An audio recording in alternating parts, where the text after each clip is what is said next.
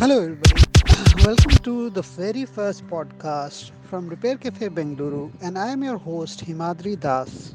Today, we're going to talk about repair and maintenance of two wheelers including scooters and motorcycles. In order to explain the questions regarding our two wheelers and motorcycles, we have a couple of experts from two different cities. The first one is Mr. Sham Prasad, who has 30 years plus of experience in the motoring world and has been instrumental in setting up multiple service centers in Bangalore. The second is Mr. Malav Pathak from Ahmedabad, who runs and manages a workshop which takes care and maintenance of motorcycles and cars as well. He has more than 20 years of experience in this field. Other than this, we have on board a number of enthusiasts who are very keen to share their tips and experiences with you during the course of the session. We invite you all to take interest in this session and hope you all enjoy it. Thank you. We just come back to the battery. So the battery is it's it's a pain point for many people, and sometimes we find that even branded batteries don't last long enough and things like that. So what would be what my question is, what one is replacing the battery. I guess one has to take it to the service center or somewhere where it can be done. But are there any good good way to maintain the battery or make sure that we have good batteries which last you long? But yes, Mr. Sham Prasad, would you like to say something? Yeah, nowadays the technology has improved a lot. Now the new batteries which are coming is absorbent glass mat, which is called as AGM batteries. So that is actually a maintenance free. They can go for that, but it is quite costlier. But definitely on a long run, it will be saving a lot of money, and also there is no need for you to check up or do any such maintenance on the batteries. So these AGM batteries are almost there for all two-wheelers now, and like he rightly said, there is no need to check the water level or anything inside. They are sealed batteries. They come factory charged, and I guess you don't need to check them really. But during the servicing, it is good to check the terminals that are or the cables that are attached to the battery. They should not be loose. Secondly, I would say every 6 months or so, you can also check the charging that your vehicle is giving to the battery. So whenever you're riding a scooter or a motorcycle, your battery is getting charged through a small unit which is called the rectifier, which charges your battery. So if that fails, then your battery might run down. Otherwise, if your wiring and your rectifier is in good shape, and even with the now Euro 4 and Euro 6 vehicles where the headlights remain on, the batteries are doing a decent job. I don't think there is any problem with that. Okay, so that's good, Malif. But I'm just wondering, like when people do long distance rides, they put these auxiliary lights. Does Yes. that have any impact on the So battery? most of the auxiliary lights have got LEDs. I mean, they are LEDs, so they are not using bulbs. Bulbs are the ones which draw up a lot of current, I would say. And basically, when your motorcycle is running and the engine is on, it does not draw that higher current, so it doesn't create such a big problem. Right. Okay. Is there any way of checking like that my auxiliary light is not drawing more than the battery is generating or something like that?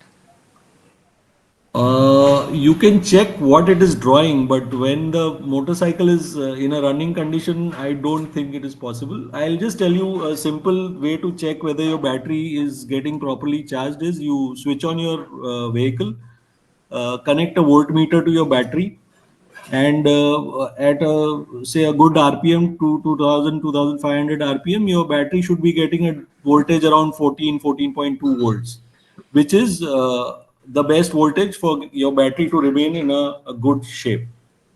If your Right. voltage is falling below anywhere below 13.5 or something, then slowly and slowly your battery will start getting discharged, and you might have to recharge it and check the wiring in the alternator or the rectifier.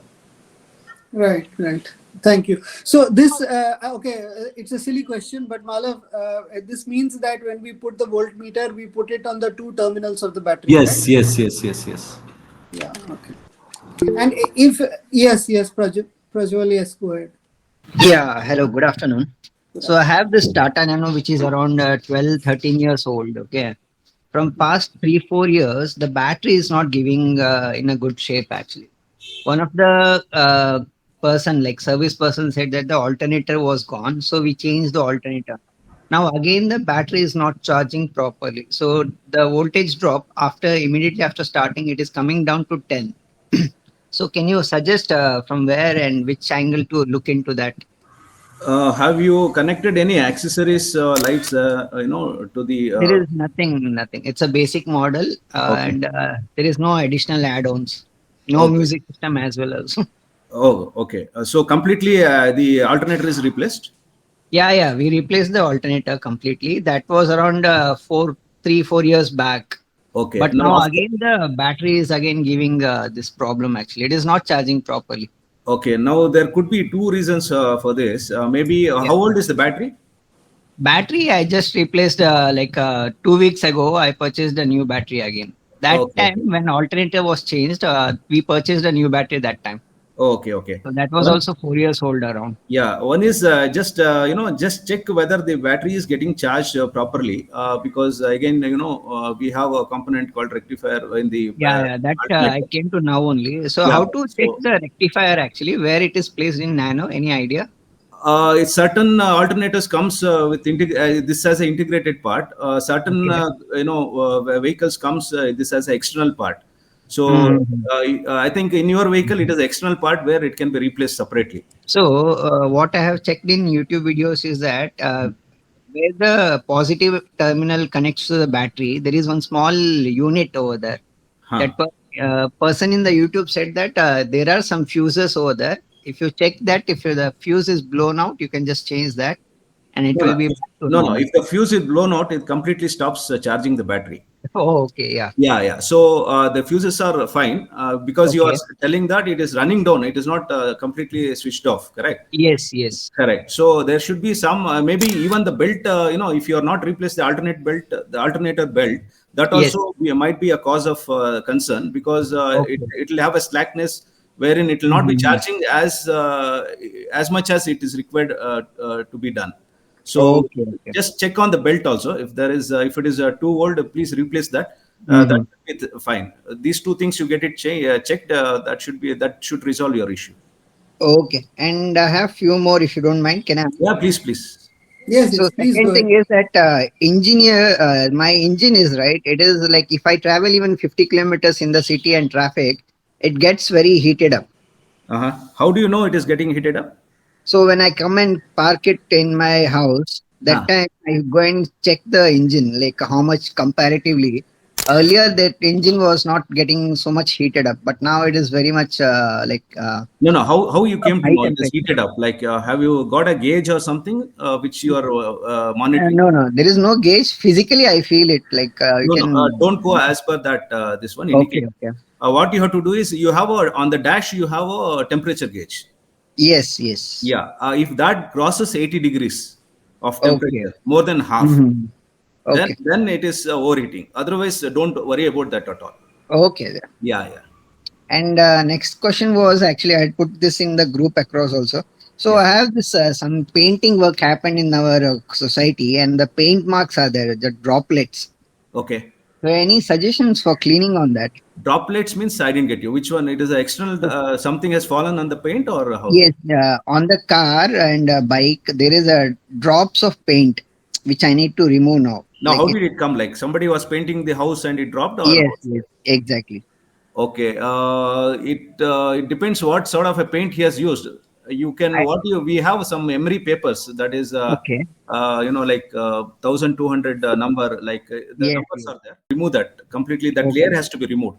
Mm-hmm. because it's already solidified. And if by chance, if it is for your luck, if it is not reacted with the original paint, then you can remove that on the topmost surface, and just do a polishing. It will come out all right. Oh, Otherwise, okay. yeah, otherwise it will cut the paint, and we have to repaint the complete panel.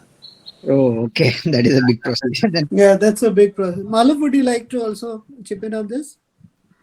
Yeah, sometimes I've seen that the paint that we apply on the wall is a water-based paint. So Yeah. if it is a water-based paint, and if a lot of time has not passed by, you can actually remove it by really washing the car well with a lot of water. Okay. Let the outer surface remain moist for some time. Mm-hmm. For example, just wet a cloth and put it on the place where there is paint, and it might come off if it is not too long. Yeah. Only if it is a water-based paint. If it is not a Yeah. water-based paint, as Sir said, you might have to get it polished, and there's a rubbing compound which you can use and Yeah.